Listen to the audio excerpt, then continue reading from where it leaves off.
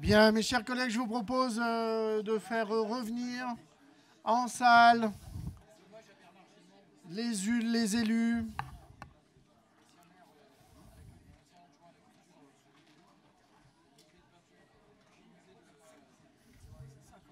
Oui, c'est ça, c'est totalement ça. D'accord. C'est carrément...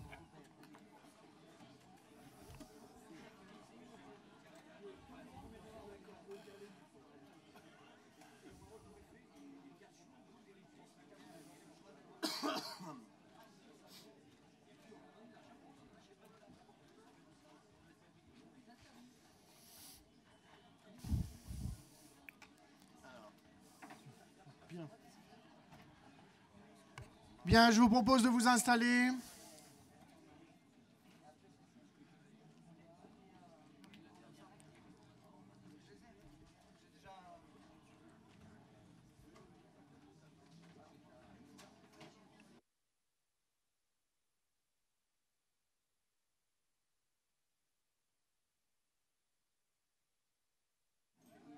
Est-ce que nous pouvons considérer que la séance peut reprendre? Oui. Alors, j'invite les élus à reprendre.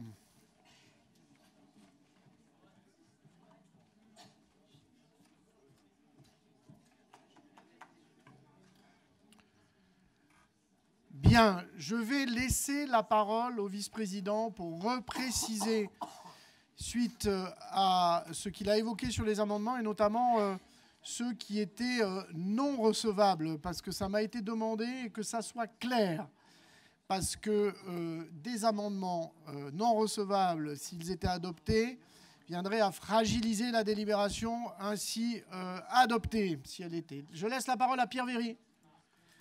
Oui, merci, Président. Alors, je précise, il y a 4 amendements qui sont non recevables du point de vue juridique, soit parce qu'ils ne sont pas du ressort de la métropole, soit parce qu'ils pourraient entacher d'irrégularité les procédures. Il s'agit de l'amendement de GO SDCC, du premier amendement de CCC et des numéros 1 et 3 du MA. Il y a 2 amendements qu'il nous convient de voter. Le deuxième amendement de CCC concernant le dispositif particules et le numéro 2 du MA sur la suppression de l'aide aux critères 1 essence. Merci. Céline Delatte. Je sais. Oui, c'est bon. Merci. J'ai bien entendu ce que vient de dire notre collègue et il n'avait pas dit de cette manière-là tout à l'heure. Je voudrais dire que pour nous, l'amendement numéro 3, il paraît tout à fait robuste. Pour autant, pour rassurer dans ses propos, on propose sur le deuxième délibéré de dire plus précisément, au lieu de ce que je vous ai lu tout à l'heure et que vous avez devant vous, de dire décider de consacrer des crédits budgétaires en regard pour la période 2023-2026, afin que dans le cadre du marché de quasi-régie, nous accompagnions la SPL MTAG pour qu'elle puisse dimensionner les moyens humains, recrutement et formation à hauteur de 90% des publics éligibles. Voilà, merci. Merci. La parole est à Alain Carignon. Oui, Monsieur le Président, je me demande sur quelle base le rapporteur indique que notre amendement ne peut pas être débattu par l'Assemblée. Parce que cet amendement, enfin, ce texte a été voté par le département sur les bases concernant la ZFE. Nous proposons un amendement qui concerne la ZFE. Nous demandons le report de la ZFE que vous voulez appliquer au 1er juillet prochain. Je ne vois pas comment vous pouvez indiquer que cet amendement ne peut pas être soumis aux voix du Conseil métropolitain. Il ne faut quand même pas exagérer et éliminer ce qui vous déplaît. Nous demandons le report de cette ZFE de son application. Il y a une délibération du Conseil métropolitain à ce sujet. À ce sujet, nous déposons un amendement. Monsieur Carignon, la chose est très simple. Votre amendement dit « décide du report ». Nous n'avons aucun pouvoir de report. Nous ne pouvons décider, ce qui est juridiquement impossible. C'est clair, net et précis. Donc, écoutez, nous, on n'est pas là pour choisir les amendements comme on veut. Non, non, non, non. Ça, c'est, je dirais, extrêmement désagréable vis-à-vis des services juridiques de la métropole et des fonctionnaires territoriaux qui font leur boulot, qui le font selon les textes et dans la... Non, non, c'est un 49.3 à l'envers, ça. Non, écoutez, s'il vous plaît. Non, non. Donc, je laisse la parole à... écoutez, que vous aimiez pas, c'est la réalité. Il y a des amendements que vous avez portés qui ont été mis aux voix, mais parce qu'ils l'étaient. Donc, ne considérez pas qu'à un moment donné, une volonté. Moi, je modifie mon amendement, demande le report. Demande, pas décide, demande. Alors, la parole est à Pierre Véry. Monsieur Carignan, chers collègues, vous demandez le report de l'aide ou le report de la mise en œuvre de la ZFE. Ce n'est pas le sujet de cette délibération. C'est la raison pour laquelle on ne peut pas accepter votre amendement. Le sujet n'est pas la mise en œuvre de la ZFE. Le sujet, c'est l'accompagnement et les aides. C'est ça le sujet de la délibération. Ce n'est pas la mise en œuvre. Je rappelle que la mise en œuvre de la ZFE, elle a été conférée par la loi au seul président de la métropole, dans la mesure où les maires des 13 communes concernées lui ont délégué le pouvoir de police spéciale. Donc seul le président aura le loisir, au mois de juin, de prendre un arrêté de mise en œuvre de la ZFE. Ce ne sera pas une délibération qui sera portée devant le Conseil métropolitain. Donc ce sujet ne nous appartient pas.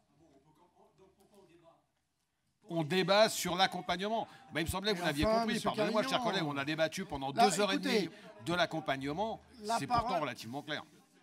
Merci. La parole est à Laurent Tovist. Oui, nous allons voter une délibération très importante sur l'accompagnement de la mise en place de la ZFE. Si cette délibération n'est pas légale, l'accompagnement tombe alors que la ZFE va être mise en œuvre.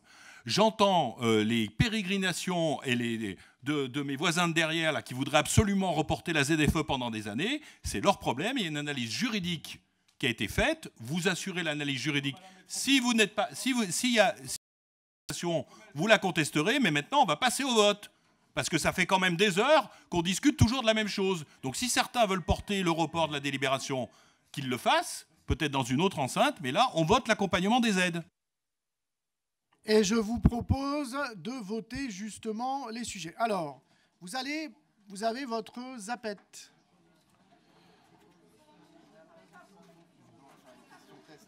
Pierre,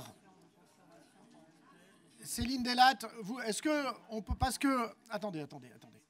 Parce que on a des présentations d'amendements. Les amendements sont ensuite modifiés à la suite du retour. On nous les présente comme ça. Donc à un moment donné, j'aimerais bien que vous les donniez au vice-président, qu'il puisse les avoir sous les yeux. Parce qu'à un moment donné, vous me demandez de savoir si le vice-président sait. Bah, demandez-lui, c'est quand même mieux. Moi, je veux bien faire l'intermédiaire.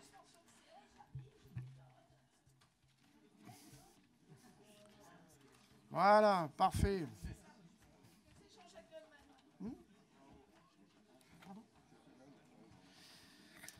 Bien, alors juste, je demande au service des assemblées, il reste 2 amendements qui sont soumis au vote. On est bien d'accord? 2 amendements sont soumis au vote compte tenu des analyses juridiques. Quel est le premier qui est mis aux voix? Le premier qui est mis aux voix, c'est le CCC. Alors d'abord, il m'a été demandé par le service de la questure qu'on fasse un test du vote avec la zapette. Et oui, ça va durer exactement 12 secondes. Que vous ne me disiez pas après, mais la mienne ne marche pas, etc., etc. OK? Alors, voilà, mais évidemment, forcément. Donc, d'abord, il faut que... Est-ce que la question peut prendre le micro pour expliquer l'utilisation de la zapette? Où êtes-vous? Oui, Julie. Allez, je vous donne la parole. C'est du coup le micro de Marc de Pinois, c'est ça? Oui. Alors, du coup, pour les allumer, vous appuyez sur OK.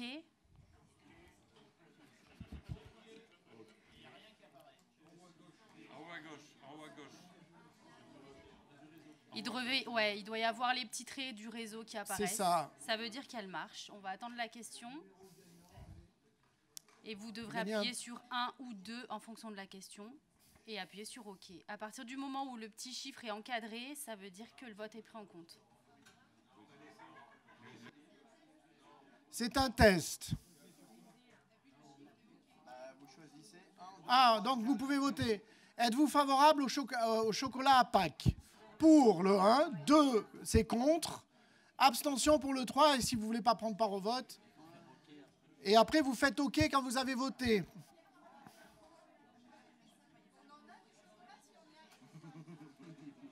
On verra le vote. Je ne peux pas préjuger. Pas de bras, pas de chocolat. Elina est rangée. Christophe Ferrari a-t-il voté?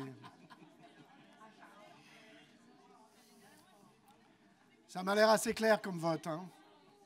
Je suis désolé, mais ça m'a l'air très clair. Ce qui n'est pas très climatiquement neutre, hein, quand même. C'est vrai, hein? On est bien d'accord.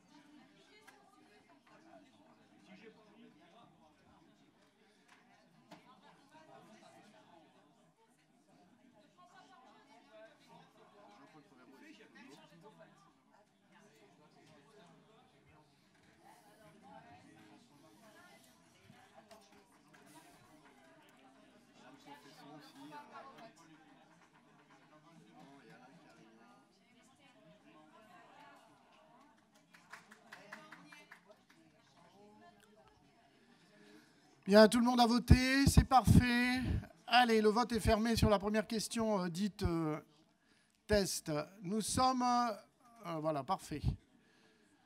75 voix, 117 votants. Donc nous sommes 117, c'est ça? Il semblerait. Allez, je vous propose donc de passer à l'amendement numéro 1. Ah, il y a Nicolas Béron-Pérez qui prend la parole. Nicolas Béron-Pérez. Une demande du groupe CCC pour avoir un vote à bulletin secret. Bien. Une demande du groupe CCC pour un vote à bulletin secret.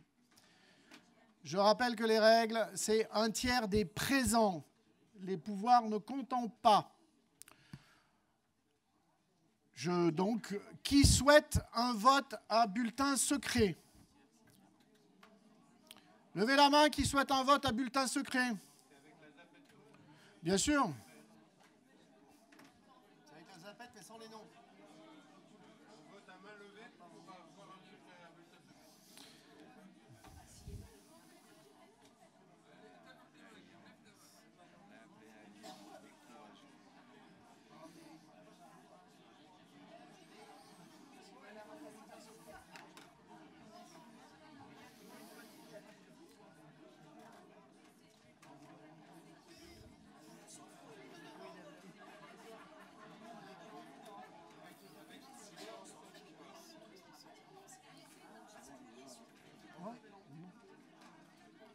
Si, on peut utiliser la zapette. J'attends que la question me dise.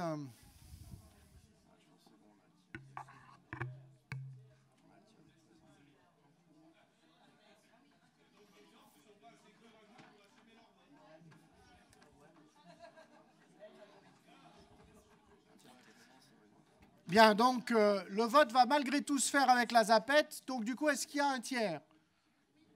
Oui, très bien. Alors, ça veut dire que nous ne verrons pas ce que chacun a voté. D'accord? Et dans les comptes rendus non plus, on va avoir le résultat. Brut, brutal. Alors, je vous propose de passer aux voix. Chut, chut, chut. On prend le premier amendement. Recevable.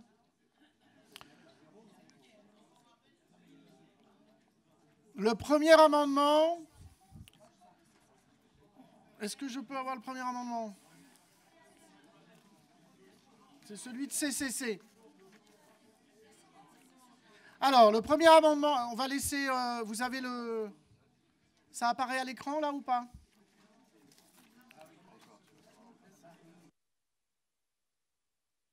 L'amendement CCC, c'est l'installation de dispositifs de capture des particules fines de freinage. Alors, voilà. Donc, si vous êtes pour, vous votez 1. Si vous êtes contre, vous votez 2. Si vous vous abstenez, vous votez 3, etc., etc. Le vote est donc ouvert.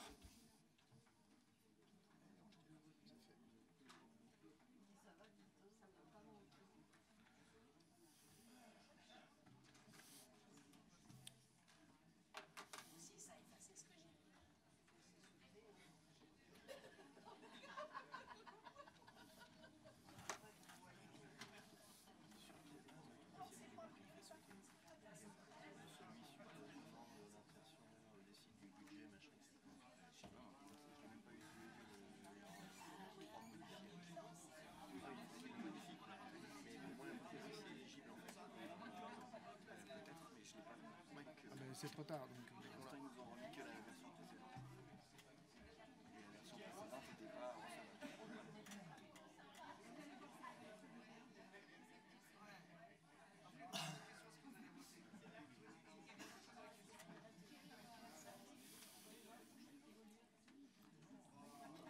bien, le 117 votants pour 12 contre 105. Donc l'amendement est donc rejeté. Je vous propose de passer à l'amendement, le deuxième amendement qui est soumis aux voix.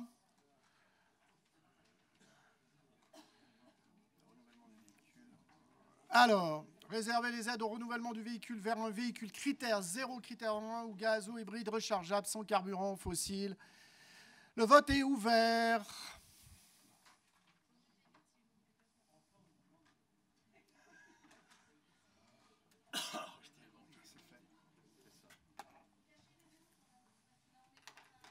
C'est ceux qui n'ont pas voté, ça. C'est ceux qui n'ont pas voté, ceux qui sont dans le petit tableau, c'est tout. Ah bah écoutez, vous avez qu'à aller vite, hein. Ah, attendez. En tout cas, si vous arrivez à voir, c'est que vous avez une très bonne vision. Moi là, je suis incapable. Je ne sais même pas si c'est un nom, si c'est un animal. Et c'est Alain Carignon qui vote en dernier.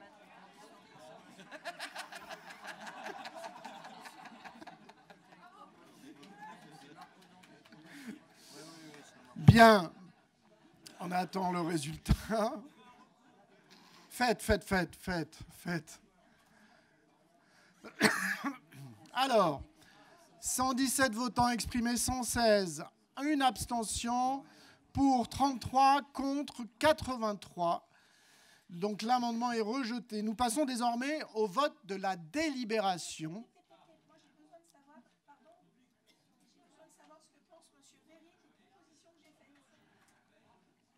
En fait, Pierre Véry.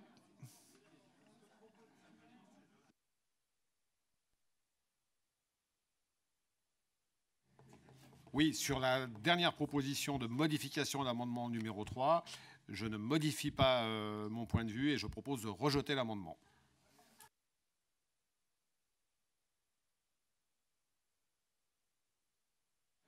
Alors, je propose de le mettre aux voix si désormais, selon les propositions. Pierre Véry. Dans la mesure où le montant n'est pas affiché et donc il laisse une part en pourcentage, il peut être recevable au vote, mais je ne change pas la proposition. Bien, parfait, merci. Alors, troisième, du coup, vous devez, la question doit le remettre.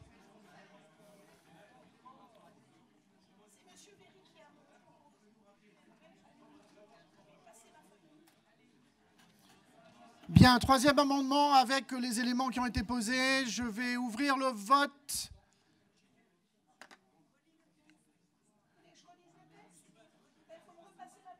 Ah, voilà.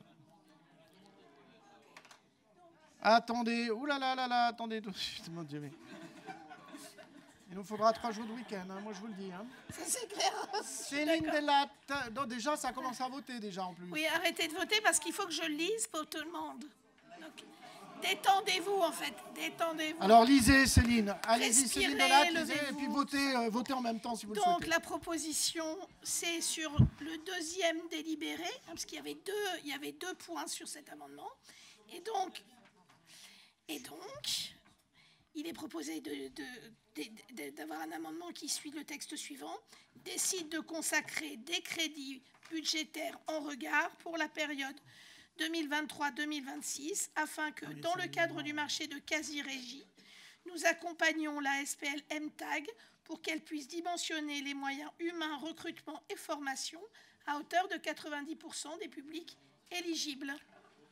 Moi je le dis, enfin... Oui, c'est ça. Écoutez, moi je vous propose, en fait, s'il vous plaît, écoutez, non, stop. On met aux voix, stop. Oui, ben on va voter, comme ça on règle le truc. Allez, moi je vous propose de voter et de continuer le vote.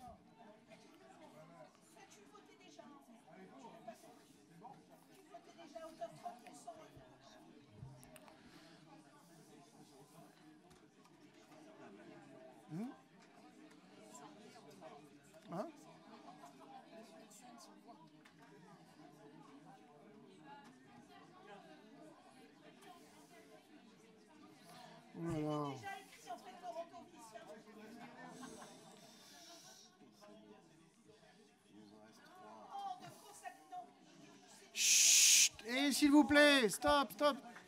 Stop, stop, stop, stop. On est bon là. On arrive. Oui, oui. Il en manque 2.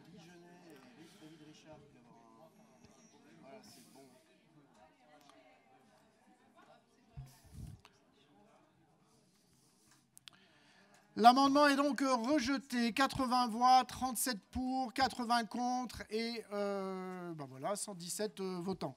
Nous arrivons à la délibération, donc qui ne connaîtra aucun amendement. La délibération telle qu'elle est posée. Je vous invite à ouvrir le vote. Toujours à bulletin secret ? Allez, je vous propose de voter la délibération.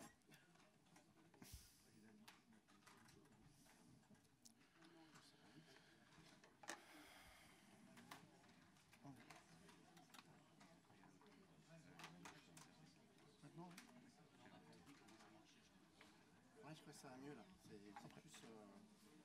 On devrait faire toute une séance avec ça. Pour les libérations présentées. Ce qui inquiète de fond. C'est bon.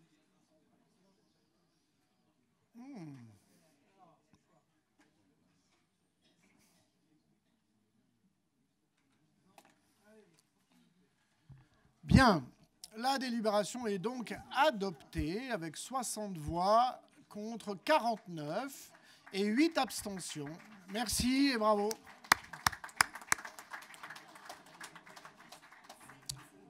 Avant de reprendre,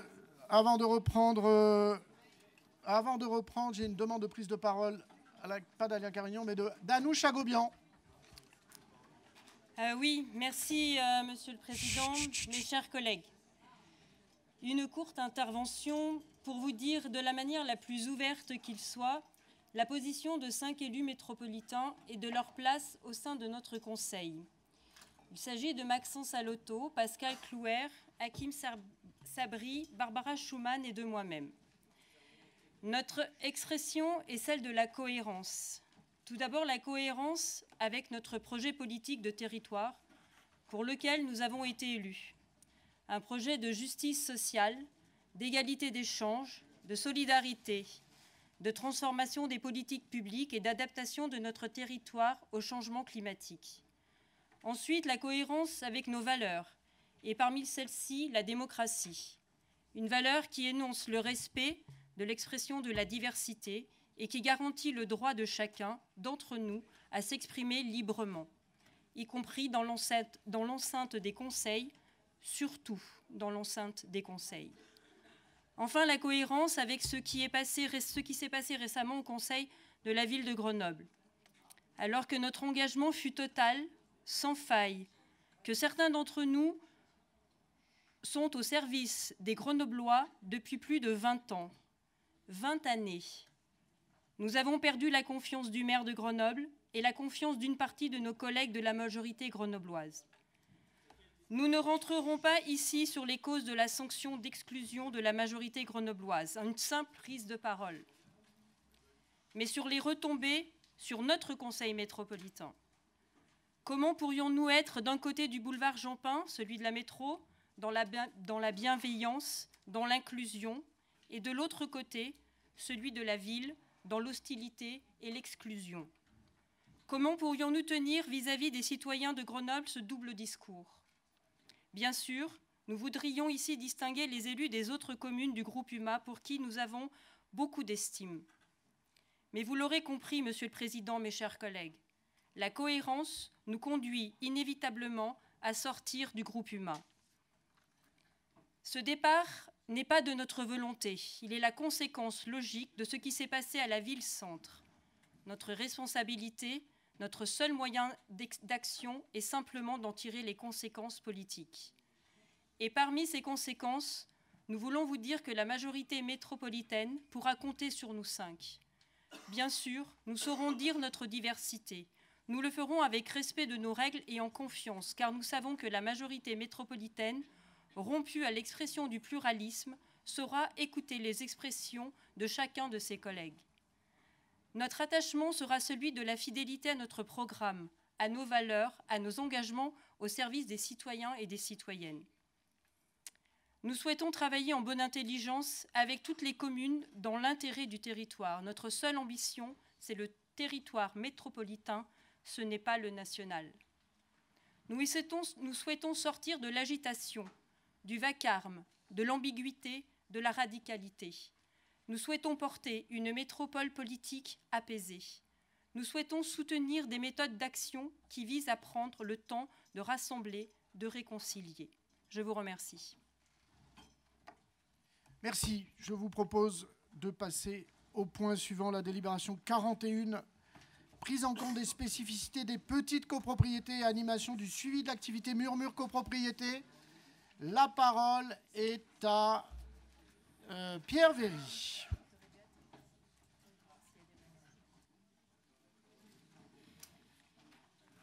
Pierre Véry. Merci, Président. Mes chers collègues, on va essayer de faire un peu plus court que la précédente, si vous voulez bien.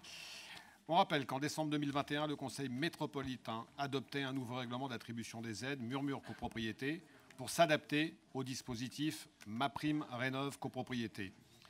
Après un an d'exercice de ce nouveau règlement d'attribution des aides Murmure, ouvrant droit aux aides à l'ensemble des copropriétés de plus de 15 ans, de nouveaux types de copropriétés se sont inscrits dans le dispositif et des mesures d'adaptation apparaissent nécessaires.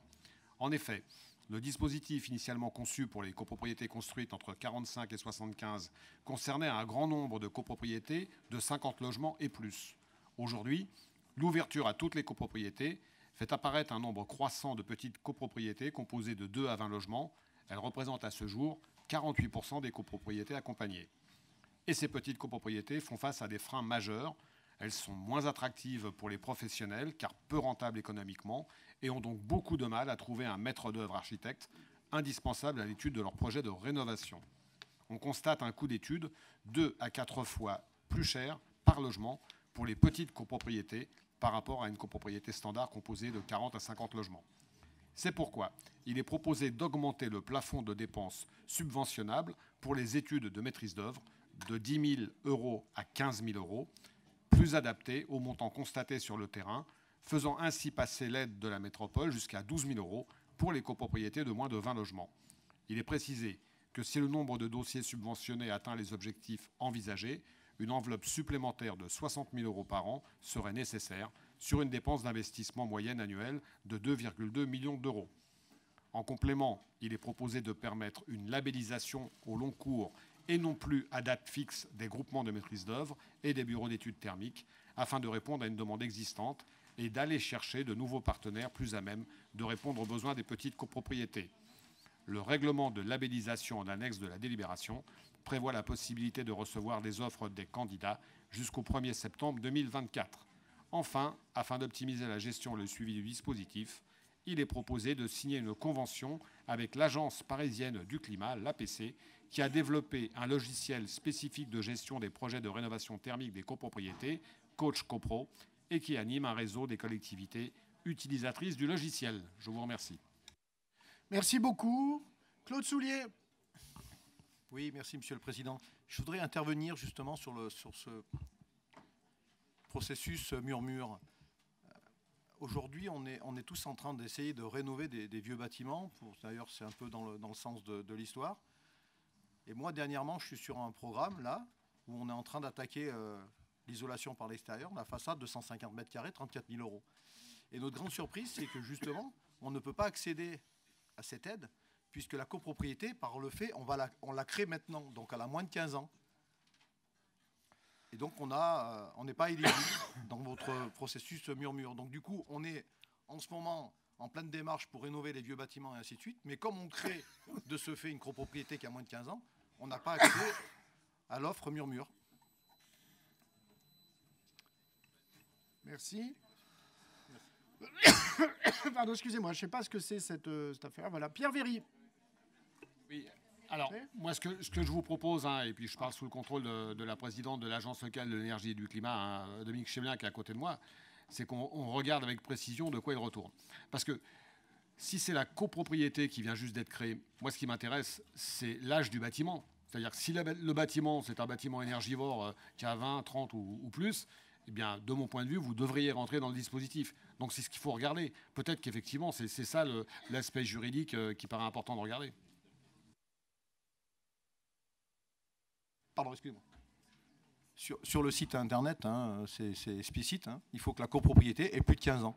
Ils ne nous demandent pas l'âge du bâtiment, et ils nous demandent l'année de la copropriété. Sur le site internet, c'est ça. Hein. Si vous pouvez regarder, vérifier. Oui, mais c'est... Merci. On va bien voir, bien sûr.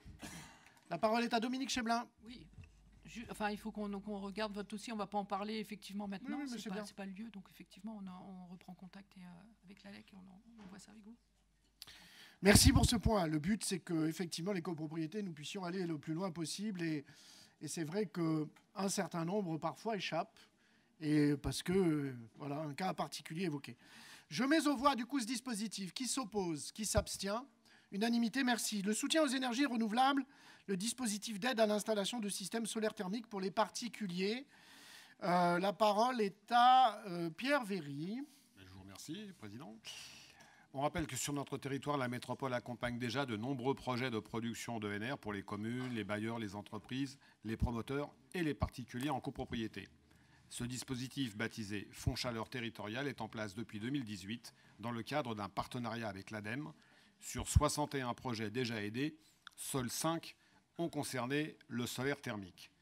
Devant ce constat, il a été convenu qu'une des solutions était de mobiliser les propriétaires de maisons individuelles en proposant un dispositif adapté.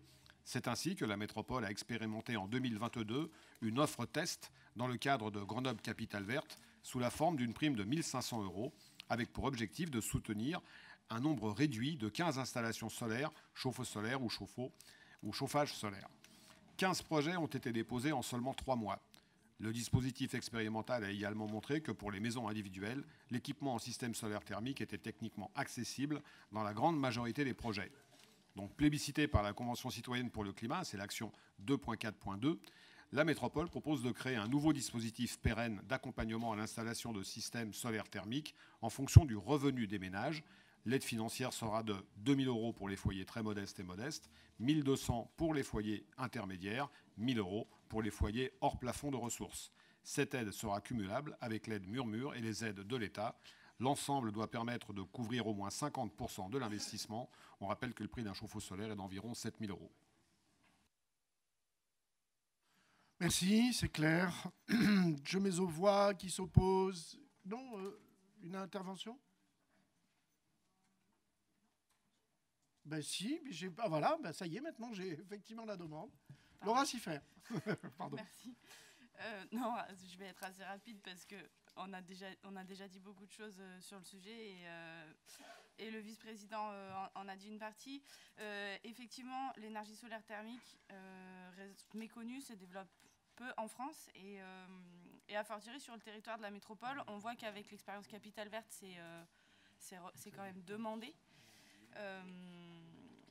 Donc, effectivement, le renouvellement de ce dispositif est bénéfique, indispensable, donc nous nous en réjouissons.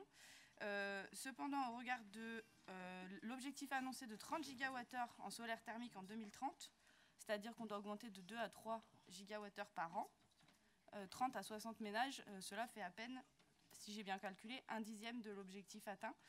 Donc, c'est un premier pas, mais vous conviendrez que ce chiffre semble insuffisant et qu'il convient de massifier cet accompagnement, notamment via le Fonds de chaleur territorial en partenariat avec l'ADEME, comme vous l'avez évoqué.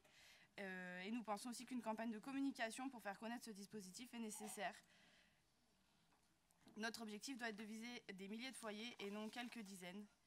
Et l'énergie solaire thermique mérite également d'être connue des acteurs économiques, car elle peut être utilisée dans plus de 30% des besoins de chaleur de l'industrie. Voilà. Merci pour cette intervention. Pierre Véry. Oui, je remercie Laura Siffert pour son intervention. Je rappelle quand même que l'objectif, c'est 6 GWh et pas 30. Les 30 GWh, c'est sur la méthanisation. Et que les 6 GWh, on va les atteindre puisqu'on a déjà fait x3 par rapport à ce qui était installé en début de mandat. Et je rappelle que dans les installations, on compte bien évidemment sur le photovoltaïque également. Et je rappelle, tout à l'heure, en début de séance, Cyril Plénaire appelait les installations sur la ferme du Murier. Nous avons un projet sur le mine. Nous avons un projet sur beaucoup de bâtiments publics. Je rappelle aussi qu'en début de mandat, nous avons créé une régie solaire pour justement être en capacité de financer les petits projets qui ne trouvaient pas preneur parce que moins rentables que les grosses infrastructures. Donc le solaire thermique vient compléter cette offre, mais on ne compte pas uniquement sur le solaire thermique pour atteindre les 6 gigawattheures. Merci beaucoup. Je pense qu'il faudra, à un moment ou à un autre, de façon très simple, lister l'ensemble des dispositifs qui sont aujourd'hui disponibles, possibles, pour tous les sujets qui sont relatifs à la transition énergétique, écologique, de façon, parce que parfois on s'y perd un peu, pour dire les choses simplement, à la fois pour les acteurs publics comme les acteurs, les citoyens. Laura Siffert. Non, juste du coup, je m'interroge parce que dans la délibération que j'ai sous les yeux, c'est écrit en matière de solaire thermique, l'objectif visé est une production de 30 gigawattheures en 2030. Donc c'est peut-être pas l'objectif visé, mais c'est ce qui est écrit dans la délibération. Monsieur Véry, monsieur le vice-président. Voilà, on va la vérifier, mais ça me paraît un chiffre trop important. Donc je vais le vérifier, on va la mettre de côté, puis je vérifie tout de suite avec les services. Ok, très bien. Merci. Donc on la laisse de côté, on reviendra pour son vote. Une fois qu'on aura vérifié ça, merci Laura Siffert pour la vigilance. Le soutien aux énergies renouvelables, la signature des avenants à la convention de mandat et convention d'animation dans le cadre du contrat territorial de développement des énergies renouvelables thermiques entre la métropole et l'ADEME, qui s'oppose, qui s'abstient à adopter. La convention d'application 2023 en vue du soutien de la métropole à l'association Acouscité, la lutte contre les nuisances sonores, 2 NPPV, Pierre Véry, Yann Mongaburu. Je mets aux voix, qui s'oppose, qui s'abstient, unanimité. Risques naturels et technologiques. Nous faisons un crochet vers domaine avec le plan de prévention des risques technologiques de l'entreprise Sobégal. À domaine, la demande de prorogation de l'arrêté préfectoral de DUP du 2 août 2018. Qui s'oppose, qui s'abstient, adopté. Merci. Nous arrivons au réseau de chaleur de Mélan, l'attribution du contrat de concession, autorisation donnée au président de signer. NPPV, Alan Confesson, Vincent Fristo, Corinne Lemarié, Laura Pfister et Anne-Sophie Olmos. La parole est à Pierre Véry. Il faut qu'il appuie. J'arrive, président. Alors,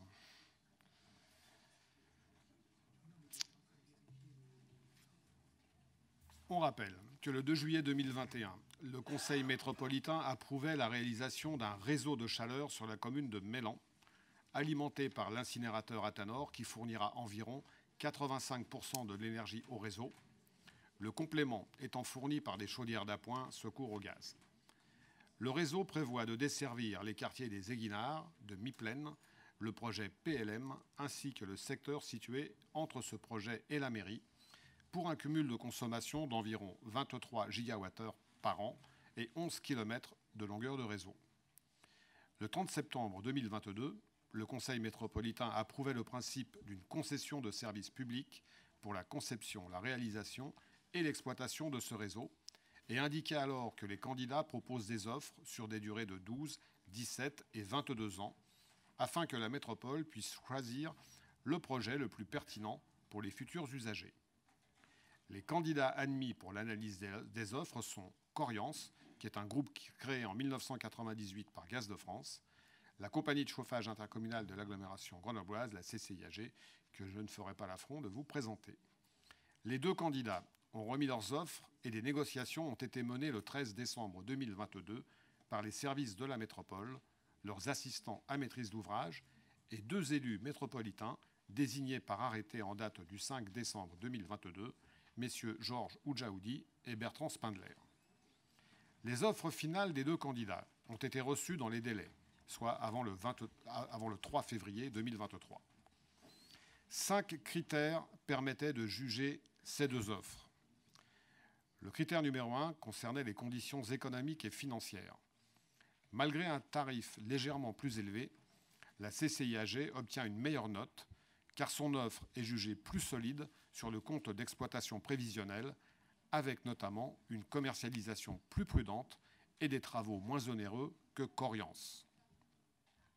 Concernant le critère numéro 2, qualité technique et environnementale, Coriance et CCIAG ont fait chacun une bonne offre, avec des hypothèses techniques robustes.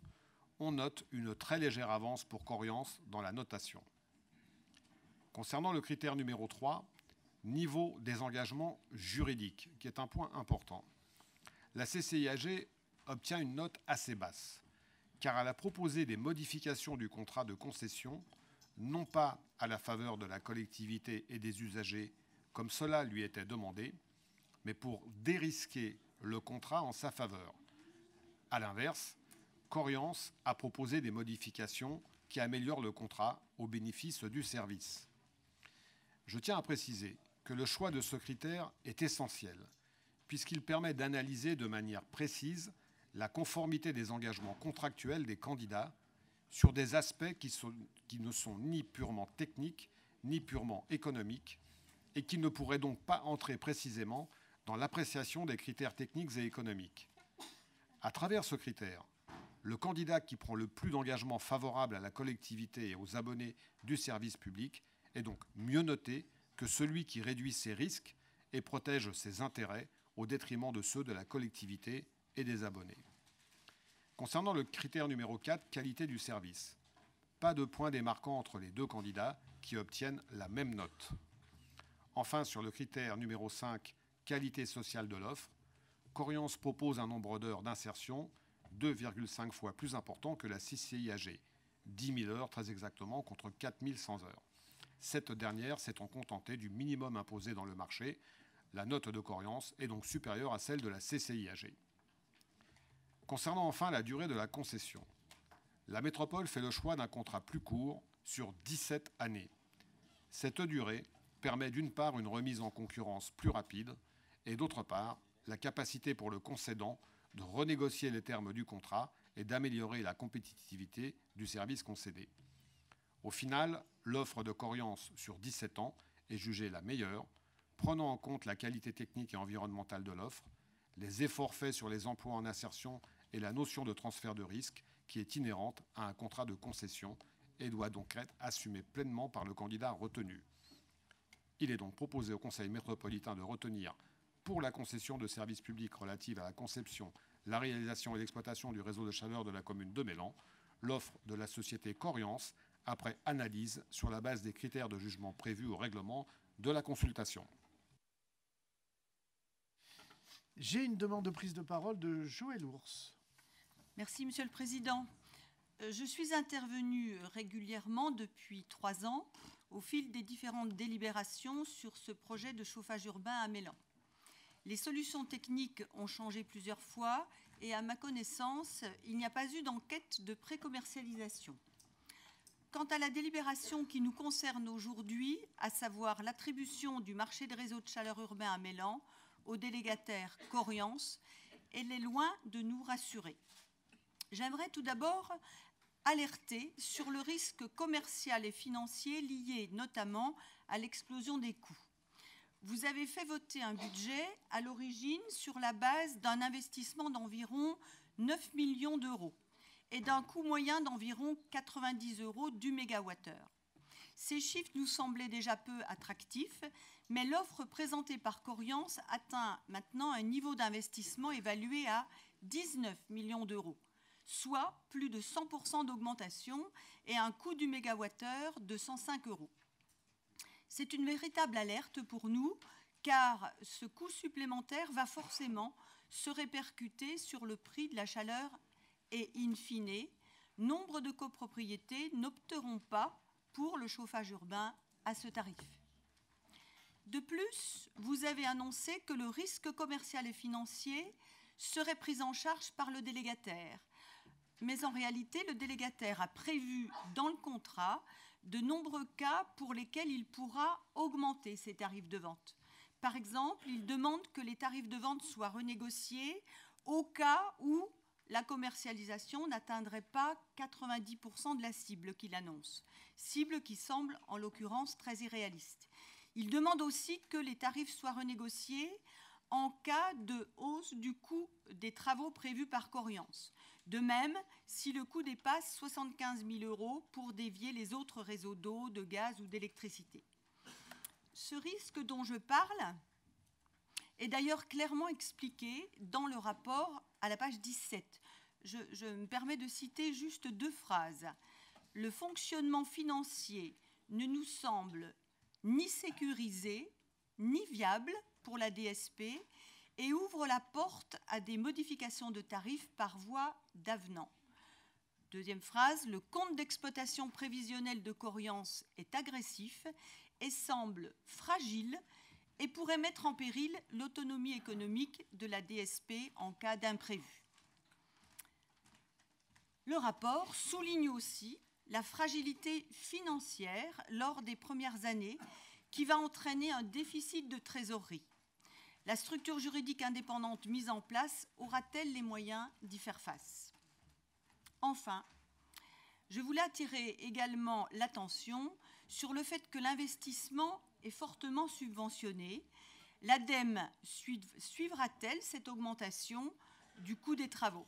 Il s'agit d'une dépense publique et nous devons être encore plus vigilants. Donc pour conclure, je dirais que le risque d'avoir des pertes est très important, risque qui entraînerait une hausse des prix de vente. Qui assumera ce risque ? Ce ne sera ni la métropole, ni le concessionnaire, mais au total, ce seront les futurs clients privés et publics. Pourquoi ne pas stopper ce projet pendant qu'il est encore temps ? Vous avez fait le choix du chauffage urbain pour Mélan. Or, dans le contexte climatique actuel, je ne suis toujours pas persuadée de l'opportunité de cette nouvelle énergie pour les Mélanais.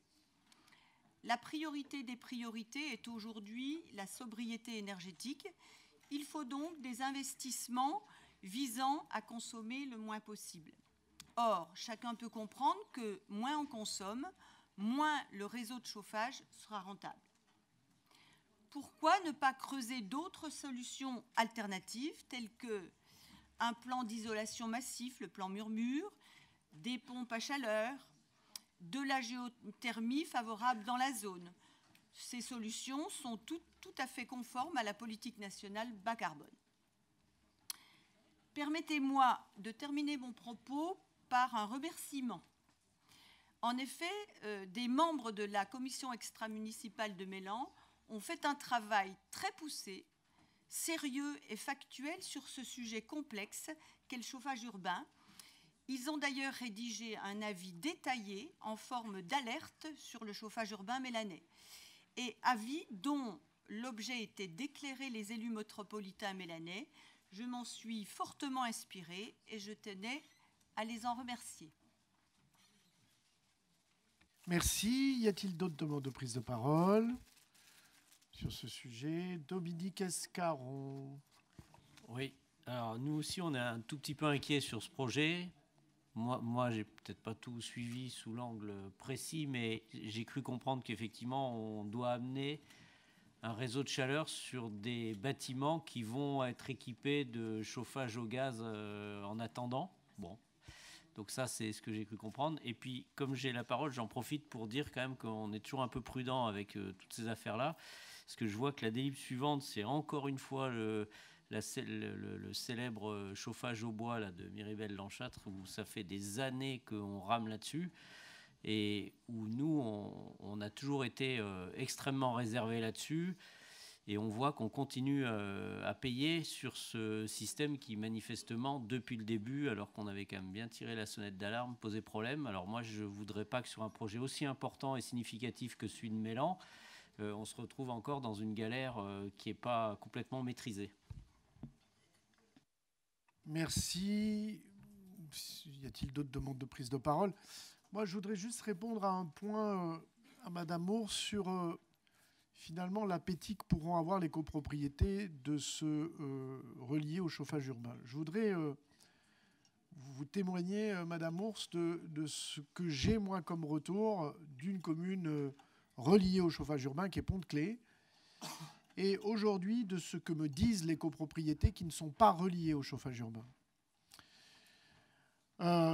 Leur profonde inquiétude devant l'incertitude du prix demain du gaz et du prix des énergies et de l'électricité. Et aujourd'hui, elles disent, parce qu'elles ont poussé les choses, elles ont bossé sacrément, les copropriétés, Et aujourd'hui, et nous avons fait une réunion publique avec Alain Confesson à Pont-de-Clé, les copros sont hyper au courant des choses. Elles ont déployé des assistances à maîtrise d'ouvrage. Et je peux vous assurer qu'il y en a même certaines qui me disent, au niveau de la ZAC des Minotiers, frontière avec Échirol, elles me disent avancez certaines opérations de votre ZAC, construction neuve, pour qu'on puisse bénéficier du raccordement au chauffage urbain. Aujourd'hui, en fait, vous avez quand même, de ce point de vue-là, une espèce de garantie de sécurité. Parce que, avec ce qui s'est passé sur l'énergie, personne ne peut savoir ce qui va se passer sur l'énergie. Et à un moment donné, ce que les copropriétés ont besoin de savoir, c'est effectivement de se dire on veut un système qui soit le plus stable possible. Et indéniablement, nous avons beaucoup d'équipements publics qui sont reliés. Nos évolutions de factures, eh ben, elles suivent tout simplement ce qu'est l'évolution du prix chauffage urbain, c'est-à-dire largement beaucoup moins que ce que peuvent connaître aujourd'hui des copros qui sont au gaz. Et on a même des discussions avec des copros, désolé de rentrer dans le détail, qui ont des systèmes de chauffage complètement baroques, anciens, des aérothermes, des trucs complètement fous. Et aujourd'hui, il y a des solutions. Il y avait Alain Confesson, il y avait Pierre Véry aussi à cette réunion. Moi, je vous le dis franchement, vous allez voir, vous allez être surpris de l'appétit que vont pouvoir avoir les copropriétés. Je rappelle d'ailleurs, et je vous le dis, je vais vous traduire un secret. Ma mère, qui est copropriétaire de son appartement à Pont-de-Clé, d'une copropriété qui n'est pas reliée au chauffage urbain. Il y avait une assemblée générale de copropriété il y a quelques jours. Elle m'a dit « Christophe, regarde, parce que moi, j'y comprends rien. » Et en fait, j'ai regardé. Il y a deux choses. Les frais de raccordement, quasiment à zéro, avec la valorisation aujourd'hui des certificats d'énergie. Et ce qu'il reste, c'est simplement la connexion sous station nécessaire pour permettre l'arrivée. Eh bien, je peux vous assurer, ça représente moins de 200 € par logement. Et la copropriété, et vous savez que les copropriétés, c'est quand même les assemblées générales de copropriété, c'est des grands moments de démocratie collective. Ben, ça a voté au canon, parce qu'encore une fois, les gens sont complètement flippés aujourd'hui de ce que peut être l'évolution, à un moment donné, des énergies fossiles classiques, et puis ils se disent il faut qu'on y aille. La parole est à Philippe Cardin. Oui, merci Monsieur le Président. Bonsoir à tous. Je voulais juste prendre quelques minutes pour appuyer cette délibération. Tout d'abord, l'intérêt du réseau de chauffage urbain, il réside dans le fait qu'à Tanor, sur la commune de Mélan, enfin à la limite de la commune de Mélan, puisque c'est sur la tronche exactement, de l'autre côté de la rue, c'est une chaleur fatale. Donc c'est une chaleur perdue si nous ne la récupérons pas. Et la reconstruction de l'usine à Tanor permet de la cogénération. Non seulement cette chaleur va produire de l'électricité, mais elle va aussi produire du chauffage pour les habitations de la ville de Mélan. C'est une chaleur donc fatale, mais c'est aussi une chaleur locale, comme ça vient d'être dit par le président, c'est-à-dire une chaleur qui est produite ici sur place et qui ne dépend pas du marché mondial de l'énergie qui, nous l'avons vu ces derniers temps, peut être très instable. Ensuite, sur l'aspect technologique et administratif du montage, eh bien, je vous propose de faire confiance aux services métropolitains, aux bureaux d'études. Certains remettent en question ce travail. Ce n'est pas mon cas. Depuis 2 ans, ce travail est fait sérieusement, a été finement préparé. Et j'espère que nous pourrons effectivement tenir le calendrier pour que l'ensemble des nouveaux habitants de Mélan, en particulier ceux de PLM, puissent bénéficier au plus vite de ce chauffage urbain, puisque ces nouvelles constructions dans la ville de Mélan n'ont pas prévu d'autres types de chauffage et attendent cette arrivée pour leur chauffage. Et même si, effectivement, on s'attend à avoir un réchauffement climatique dans les années qui viennent, je doute que nous n'ayons plus besoin de chauffage pendant les périodes d'hiver.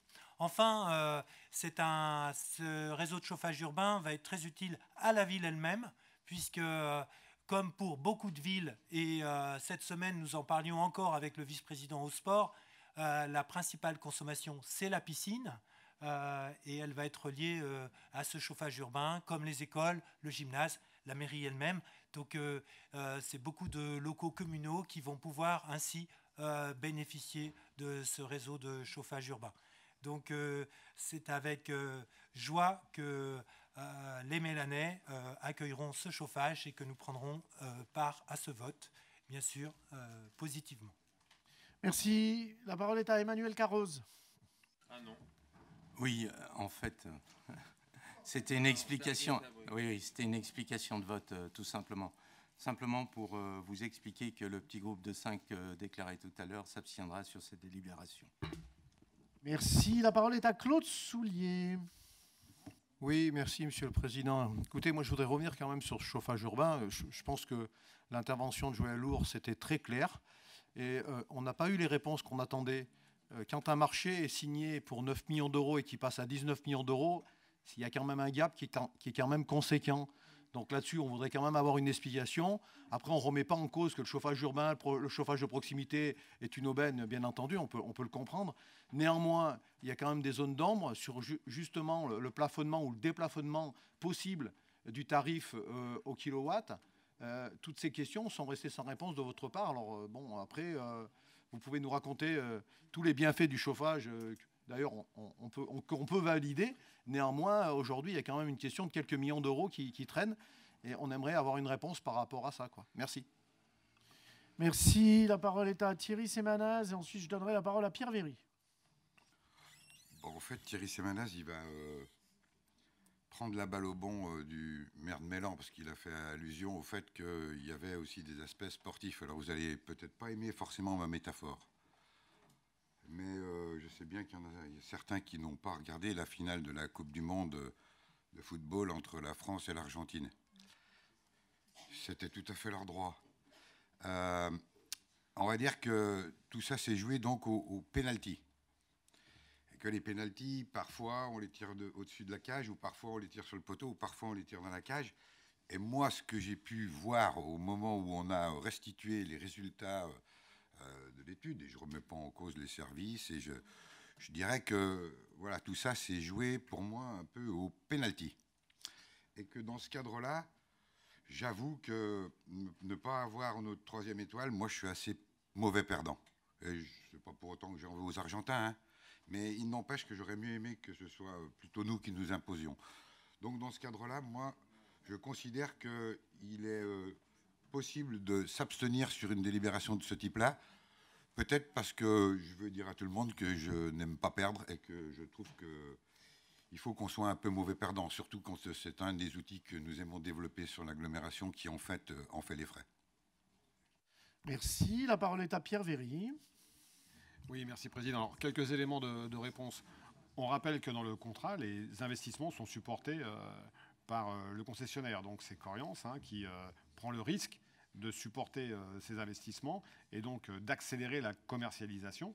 Donc c'est un risque qu'il prend et aujourd'hui, cela n'implique pas une modification des tarifs tels qu'il les a proposés les premières années. Donc sur la durée du contrat, sur 17 ans, il faudra apprécier à quelle vitesse effectivement la commercialisation est effectuée, mais c'est lui qui prend le risque aujourd'hui.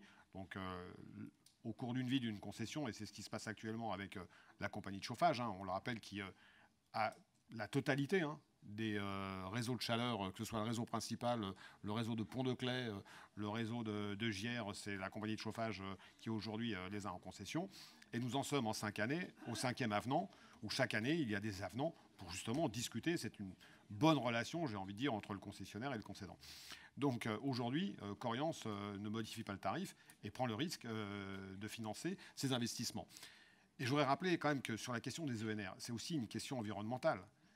On se fixe dans cette noble assemblée des objectifs à travers le plan climat et énergie métropolitain qui va rentrer en révision l'année prochaine. On se fixe des objectifs d'atteindre une neutralité carbone en 2050, de réduire la part des énergies fossiles au profit des énergies renouvelables. Et là, on est sur un réseau de chaleur qui est le seul de France de cette dimension, 178 km avant que les antennes de Mélan soient réalisées. Donc ça veut dire qu'on va dépasser les 200 km. C'est le seul réseau en France qui a 82% d'énergie renouvelable. C'est des énergies renouvelables et de récupération, c'est-à-dire la moitié, c'est du chauffage au bois avec notamment Biomax, qui est la plus grande centrale de France, et l'autre moitié, c'est Athanor, qui brûle les ordures ménagères. Et comme le disait Philippe Carlin, avec la vapeur, on fait de l'électricité, et avec l'eau à plus de 130 degrés, on alimente un réseau de chaleur. Donc c'est très vertueux sur le plan environnemental. Donc à un moment donné, il faut se poser les bonnes questions et aussi atteindre nos objectifs. On a un réseau qui n'est pas plus coûteux qu'un réseau gaz. Je rappellerai, je vous donnerai un exemple. À Gières, on a développé un réseau de chaleur il y a maintenant 4 ans. Au début, certains étaient sceptiques. On n'a plus la possibilité de raccorder qu'une seule copropriété. Et je peux vous dire qu'elles commencent à frapper à la porte. Quand elles ont vu le prix du gaz et le prix de la renégociation aujourd'hui, gaz, c'est entre 110 et 130 euros du mégawattheure. Et ça ne va pas rediminuer. N'espérez pas retrouver des niveaux de prix d'avant 2020 sur le gaz. Les énergies fossiles, elles vont continuer à nous coûter cher. Donc je n'ai pas une boule de cristal pour vous dire combien elles coûteront dans 5 ans, mais en tout cas, ça ne va pas baisser. Donc il y a une vraie inquiétude de ces copropriétés qui viennent dire à la métropole, écoutez, nous, on aimerait bien se raccorder. Alors c'est vrai que quand on a créé le réseau, le raccordement a été pris en charge par la métropole. Aujourd'hui, elles doivent payer ce coût de raccordement. Mais quand vous payez ce prix du mégawattheure, c'est tout compris. Entretien du réseau, entretien des équipements dits de second niveau, donc plus de chaudière à entretenir, plus de chaudière à remplacer, et une chaudière gaz dans une copropriété, c'est tout de suite 30, 40 ou 50 000 euros. Donc voilà l'intérêt aussi de développer ce type d'énergie dans notre métropole. Et pour compléter et pour vous rejoindre, on imagine aussi pouvoir développer les pompes à chaleur, ça se fait aussi partout dans l'agglomération. La nouvelle réglementation thermique dite RE 2020 pour réglementation environnementale 2020, sur le neuf, c'est réglé, elle a tué le gaz. Et sur la rénovation, on a en place un programme Murmure depuis 2010 qui est aussi tout à fait dynamique dans l'agglomération et qui permet, mais là c'est le choix des copropriétés, qui permet de rénover une copropriété avec des prises en charge qui peuvent atteindre 60, 70%, voire 100% pour les propriétaires les plus modestes. Donc on a vraiment une politique globale sur cette question. On fait de la rénovation, on développe les ENR, et quand on ne peut pas faire autrement, quand il y a d'autres solutions, on utilise aussi les pompes à chaleur, parfois sur nappe, c'est le cas sur la presqu'île, et puis dans la zone, par exemple, de Parc du Vercors, de Porte du Vercors, on va utiliser des systèmes de PAC sur pieux, c'est-à-dire qu'on fait des pieux de 200 mètres de profondeur dans lesquels on met des tubes, et avec ces 200 mètres, on récupère des calories à 13 degrés, été comme hiver, donc on peut faire de la chaleur et du froid. Donc tous les systèmes sont aussi étudiés au sein du service de transition énergétique de la métropole. Voilà pour les éléments de réponse. Merci. La parole est à Jean-Paul Trovero. Merci, Monsieur le Président. Sur cette délibération, on a un problème un petit peu, non pas de conscience, mais de compréhension. Le fait qu'une SPL soit mise en concurrence sur un marché, pourquoi pas, c'est pas ce qui nous préoccupe en premier chef. Mais c'est plutôt le fait que l'énergie, qui est un bien commun, qu'on essaye de protéger en la mettant dans le domaine public, avec toutes les vertus et tout ce qu'on vient d'entendre dire sur le coût de l'énergie, etc., au bout du bout, on se débrouille quand même pour la remettre dans les mains des privés. Nous, ça nous pose quand même une question. Ça nous pose d'autant plus une question que dans la même séquence de notre conseil métropolitain, on va s'organiser pour optimiser la gestion de l'eau potable. Alors là, pour le coup, en intégrant en régie la production. Voilà. Bon, on est un peu dans nos contradictions, toujours dans les mêmes domaines, qui sont des domaines quand même, ça a été dit, de pouvoir d'achat, d'accès aux énergies à des prix raisonnables, toujours dans des contextes où l'inflation est galopante, mais où certains quand même n'oublient pas au passage, avec les énergies, de s'en mettre plein les poches. Et ça nous interroge. Ça nous interroge sur la notion de service public et surtout ça a été dit qu'un de nos outils n'ait pas été en capacité, alors il y a certainement des raisons, même sûrement des raisons internes, mais ça interroge aussi à ce niveau-là, de prendre ce marché et de le gagner. Voilà. Donc pour ces raisons, nous nous abstiendrons sur cette délibération, Monsieur le Président. Merci. Je vais laisser la parole à Philippe Cardin, Guillaume Lissi, Joël Ours. Mon cher Thierry, moi, je ne suis pas un spécialiste du foot. Et je ne sais pas si finalement cette affaire s'est gagnée au tir au but. La vraie question, pour une bonne équipe, c'est pas de savoir si elle doit gagner les tirs au but. C'est directement de gagner le match. La parole est à Philippe Cardin. Oui, juste un élément de réponse à M. Soulier, qui questionnait l'augmentation du financement, mais il faut remettre en face l'augmentation du réseau. Parce que dans un premier temps, quand ce projet a démarré, il ne devait desservir que PLM, à savoir 500 logements qui sont construits à Mélan. Aujourd'hui, les copropriétés, et comme je l'ai dit, les équipements communaux comme la piscine, etc., que j'ai cité tout à l'heure, vont être liés. Donc, en fait, c'est toute une partie de Mélan où il y a beaucoup d'habitats collectifs qui va être liée. Donc, en fait, au fur et à mesure, effectivement, les budgets ont augmenté, mais le service aussi a augmenté. Et donc, il faut l'entendre de cette manière-là. Merci. Guillaume Lissy. Ouais, juste un mot, Monsieur le Président, chers collègues, pour continuer à filer la métaphore sur la question du football et répondre à Thierry Semanaz. Lui dire que moi aussi, en tant que fan de foot, je suis assez chauvin. Et je suis bien triste quand l'équipe de France ne gagne pas. Mais je dois dire que je suis aussi respectueux des règles et que si l'équipe de France gagne parce qu'elle a marqué de la main et que personne ne l'a vu, on appelle la VAR.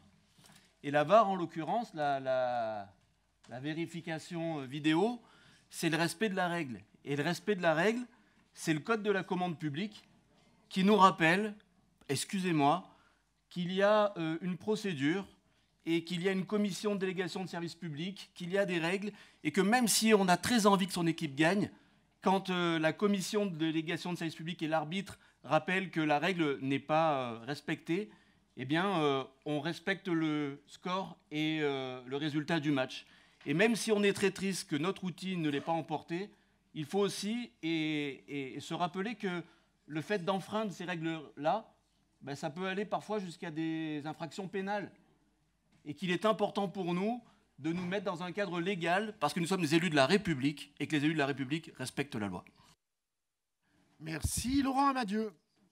Oui, ça va être très rapide. Merci, Monsieur le Président. Juste pour dire qu'il n'y en a que pour le foot, tout le temps, et qu'à 21h, il y a un match de rugby, qu'il y a certains élus qui souhaitaient y aller, ils avaient des places. Je n'en fais pas partie, mais je suis solidaire de ces élus. Mais par contre, je rejoins aussi la prise de parole de Guillaume. Vous avez raison, mais du coup, comme Thierry Semanaz, effectivement, a démarré sur les tirs au but, c'était un peu compliqué de faire l'analogie rugby quand même. Voilà. Bien, y a-t-il d'autres demandes de prise de parole? Je n'en vois pas. Donc, je vais mettre aux voix. Comment? Non, il n'y a plus de demande de prise de parole. Donc, je mets aux voix qui s'oppose. Il y a une demande de prise de parole? Non, c'est une opposition. Qui s'oppose? Joël Ours. Qui s'abstient? On va les compter.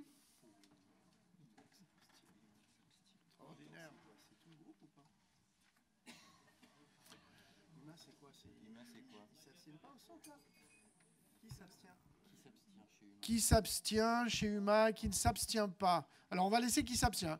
Qui vote pour, désormais? Donc, j'ai une mur, 2 voix. Là, on a besoin d'y voir clair.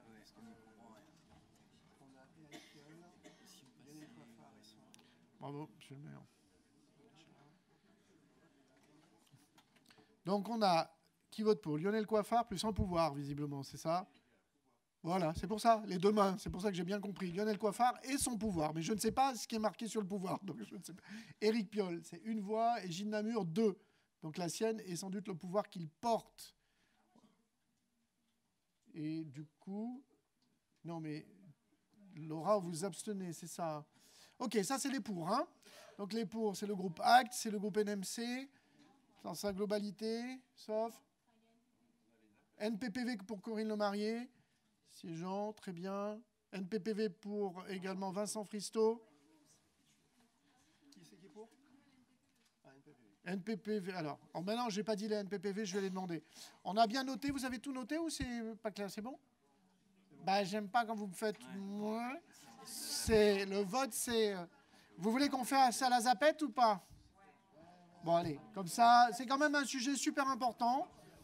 Je vous propose de prendre votre petite zapette. Oui. Bah non, ils peuvent se mettre en NPPV. NPPV, vous vous mettrez en 4 NPPV. Vous avez la... Il y a tout, hein, il y a les NPPV, il y a la colonne. Hein. On ne refait pas de questions sur le chocolat. Je l'ai tout mangé. Voilà, donc je suis désolé, mais non, c'est pas vrai. C'est pas vrai. Non, c'est pas vrai, Elisabeth, pas du tout. J'en ai mangé un peu, mais... D'accord. Bon, d'accord, mais j'en ai mangé un peu. Mais pas tout, mais quand même.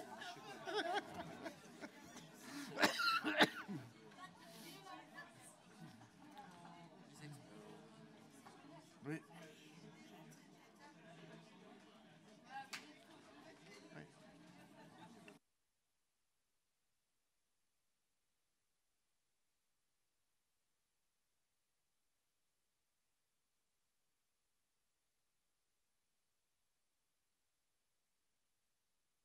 Non, ça va être marqué, vous inquiétez pas. On va laisser préparer les choses par notre service.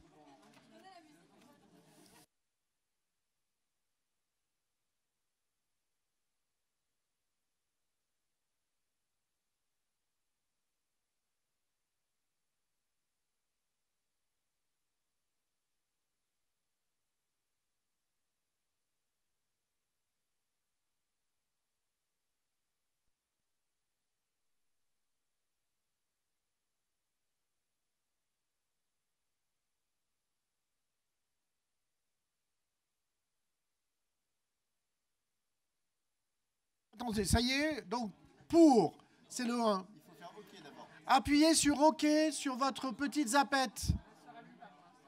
Elle ne se rallume pas, alors ne me dites pas ça. Oh purée, la mienne non plus, elles n'ont pas été branchées. Ah, ils sont allés l'enclencher là-bas. Merci Ludovic Bustos de nous rassurer toujours. Vous êtes un frère pour moi. Ça y est, elles sont enclenchées maintenant. Vous pouvez voter. Donc, qui est pour le 1, qui est contre le 2, qui est 3, abstention et 4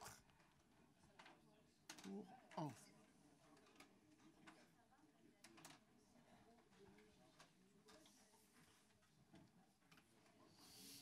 Ça nous manquait les votes comme ça.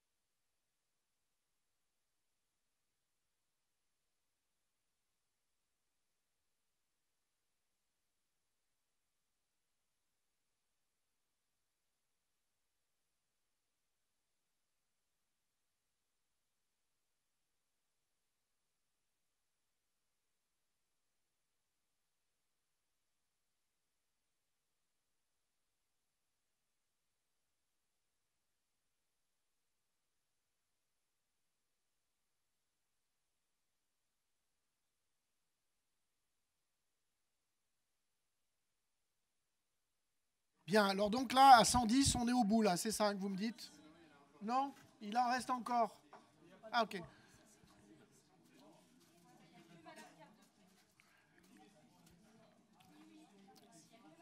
Il n'y a que Madame Capdepont, et voilà, qui va voter, qui est en train de voter. Une fois qu'elle aura voté, nous serons donc à 111.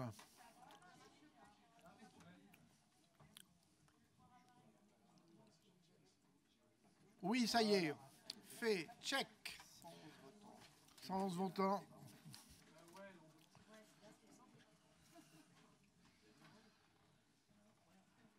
Alors, il y a donc pour 51, contre 1, abstention 53, NPPV 6 et non voté 6, c'est-à-dire qu'ils ne sont pas là.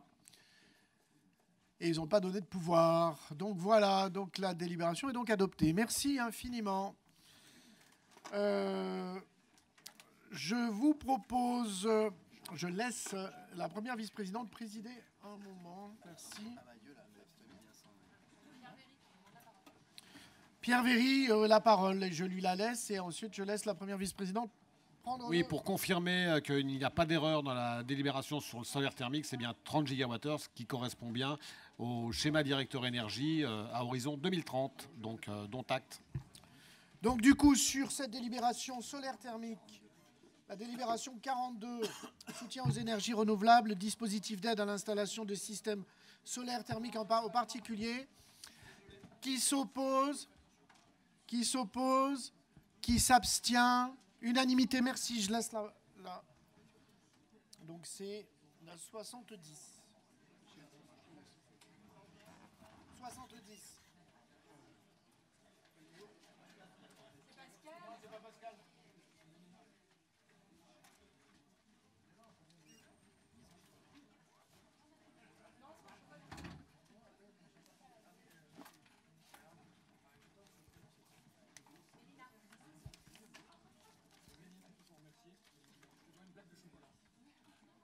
Donc, délibération 70, réseau de chaleur, fonds de concours à la commune de Miribel-Lanchâtre pour changement de ses systèmes de chauffage.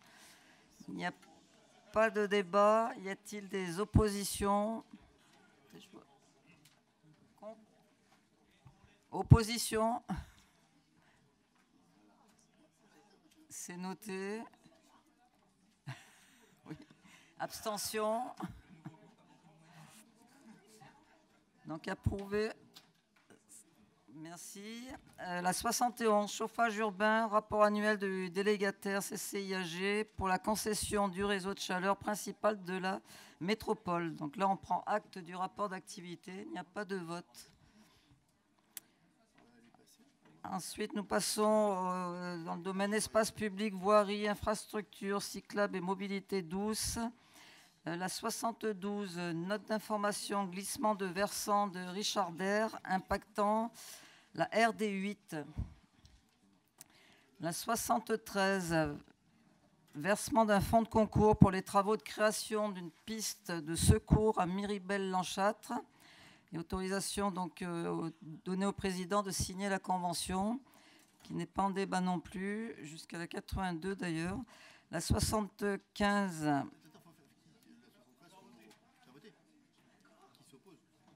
Je l'ai pas encore.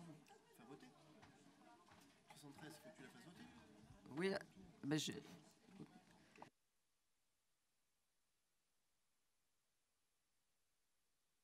oui, d'accord. Oui, la 60, je reviens, tac, je rembobine. La 73, donc je la mets au vote. Y a-t-il des oppositions, pardon? Abstention?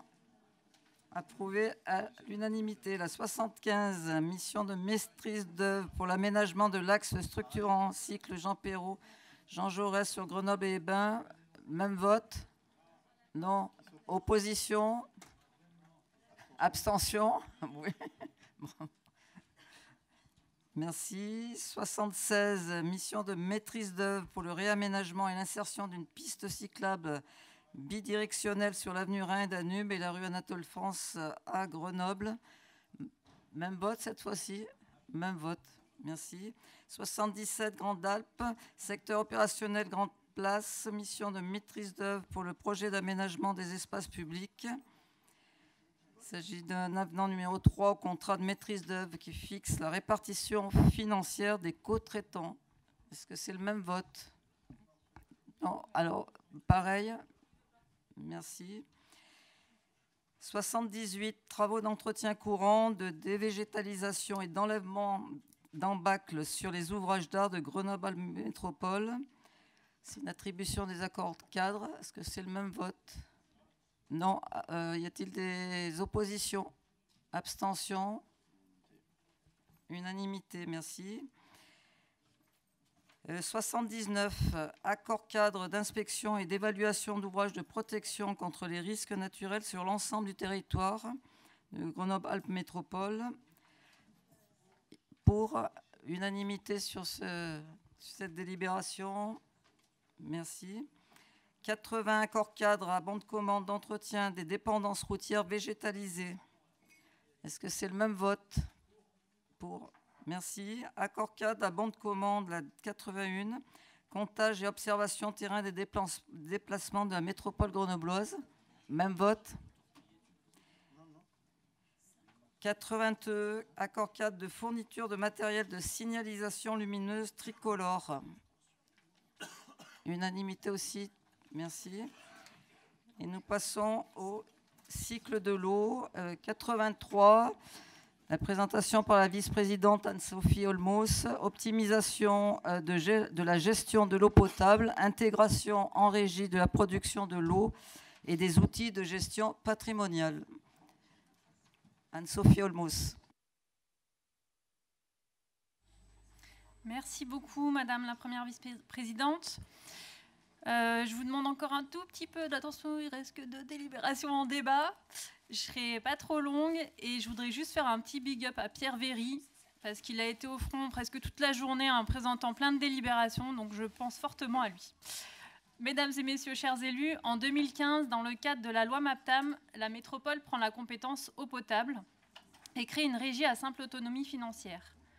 De tous les modes de gestion de l'eau originellement présents sur les 49 communes, ne sera alors maintenue, aux côtés de la régie métropolitaine, qu'une SPL.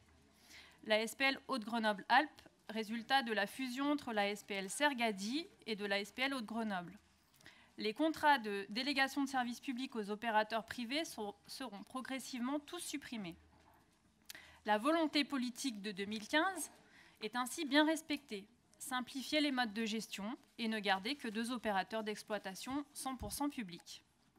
Parmi ces 2 opérateurs, la régie métropolitaine est aussi et surtout l'autorité organisatrice de la compétence eau potable et confie à la SPL Haute-Grenoble-Alpes différentes activités telles qu'une partie de la distribution d'eau potable du territoire, le recouvrement et la facturation et les activités de production sur les 2 grands champs captants de la métropole.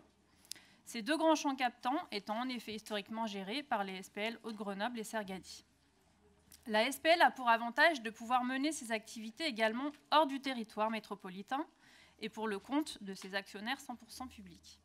Cette offre de services publics s'adressant aux territoires voisins est à ce jour restée limitée à la communauté de communes du Grésivaudan.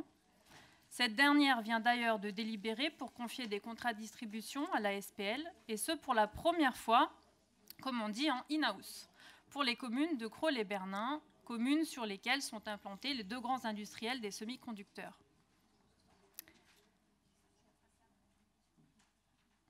Au début de ce mandat métropolitain, nous avons acté en juillet 2021 la délibération 4 pour la compétence eau potable, au sein de laquelle figure l'objectif d'optimiser l'organisation de la gestion de l'eau.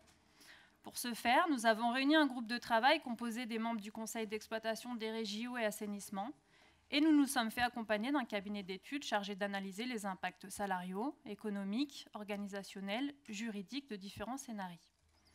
Sans doute la première chose à dire et à retenir, c'est que côté régie comme côté SPL Haute-Grenoble-Alpes, nous avons la chance de bénéficier d'un service public de l'eau d'excellence. J'en profite pour remercier les femmes et les hommes qui permettent cette réalité.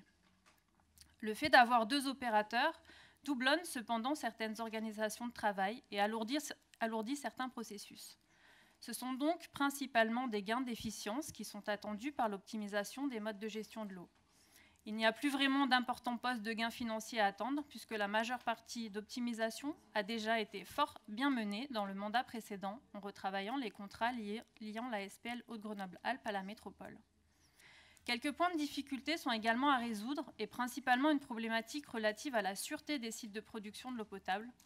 Ces sites sont classés d'importance vitale et ainsi font reposer une double responsabilité, D'une part, sur le directeur général de la SPL Haute-Grenoble-Alpes, tenu par des règles de confidentialité et des obligations de protection des champs de captage, et de l'autre, les mêmes responsabilités personnelles pesant sur le président de la métropole et le directeur des régies en tant qu'organisateur de la compétence.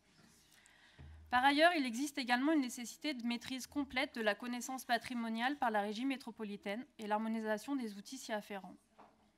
Finalement, ce sont davantage pour des raisons de responsabilité plutôt qu'économiques qu'il vous est proposé de gérer en direct, par la régie métropolitaine de l'eau, les activités suivantes: production de l'eau potable, système d'information géographique et intégralité de la mission de maîtrise d'œuvre. Je souhaite à présent avoir quelques mots pour les salariés de la SPL Haute-Grenoble-Alpes, qu'ils ou qu'elles soient des anciens agents communaux du service public de l'eau, comme des nouveaux venus. Cette proposition d'évolution du service, avec le transfert d'activité de la SPL vers la régie, peut être vécue comme un dénigrement du travail de ses salariés. Si la métropole a toute sa légitimité à rendre davantage cohérente l'organisation du service public de l'eau et de n'avoir plus qu'un opérateur sur le territoire métropolitain, cela ne doit pas nous empêcher de reconnaître la qualité de service fournie jusqu'ici par les salariés de la SPL, et bien au contraire de les remercier pour l'excellence dont ils et elles font preuve au quotidien. De se rappeler notamment de leur présence en première ligne aux côtés de la régie pour gérer l'épisode de pollution de vif, de reconnaître aussi que la SPL est un acteur de confiance auprès du Grésivaudan et de ses industriels. Les réorganisations sur le territoire métropolitain, en 2024 pour la production et plus tard peut-être pour la distribution, ne doivent pas impacter les engagements de la SPL avec les territoires voisins. Nous y serons attentifs. À l'heure des immenses enjeux de l'eau, du partage de l'eau à l'échelle des grands territoires, il est plus que jamais essentiel de rappeler le sens, la chance de bénéficier d'un outil de coopération interterritoriale publique pour la gestion de l'eau potable. Je vous remercie.